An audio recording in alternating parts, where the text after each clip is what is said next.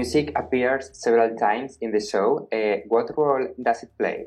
Yeah, I think it's a character. I feel like it's totally a character in the show, and Josh and Stephanie are such music connoisseurs, and all their shows have a music engine to them. But I feel like it represents like an anarchic underbelly of the city, and yeah, just a subculture that's like raging, literally raging, and ultimately is what gets some of these characters into a little bit of trouble. So. Yeah.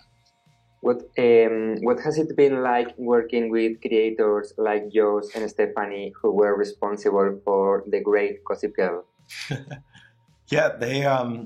What's interesting is for me is their shows were kind of before my time, so I didn't grow up on them. I didn't watch them even before filming City on Fire.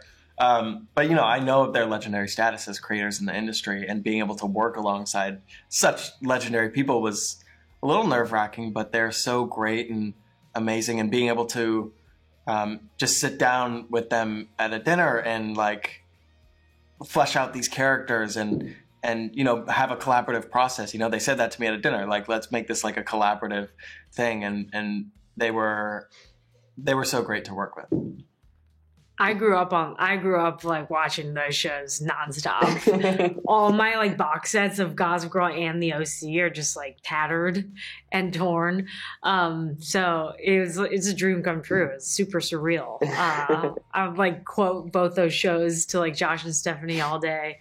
But I think also just knowing that it's so much trust when you have a pedigree like that. You're like, oh, this is like it's. I mean, you immediately feel safe as an actor, and they're such experts at these kind of, you know, archetypes of characters, and both of which, you know, Charlie and Sam are like, you know, the strongest versions of the types that they are masters at. So the novel is set in the 70s, but in the show it's 2003.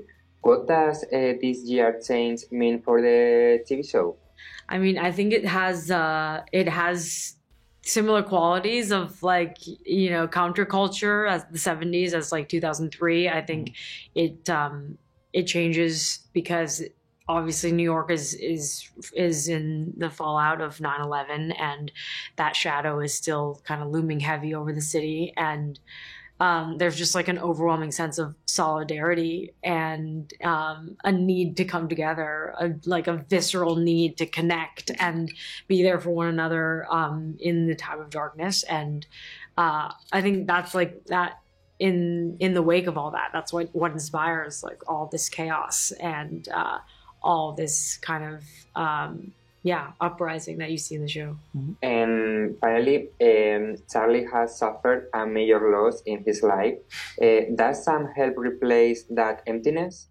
Yeah, absolutely. I think he is so desperate for someone to be in that position for him, you know, especially after the loss of his father. He's someone who doesn't feel seen, who's lost, and through Sam, she gives him a sense of purpose and belonging and camaraderie that he's desperately been missing. And I think when, you know, he loses her, this is his chance to save someone that he couldn't have saved in the past, and spiraling into this web of crazy wires is, you know, completely his doing. This is something he steps into willingly. And that's what's so, for me, engaging about his character. So thank you so much for the interview, guys, and good luck with City on Fire. Thank you so much. Thank you so much. Take care. Nice Bye. to meet you. Bye-bye.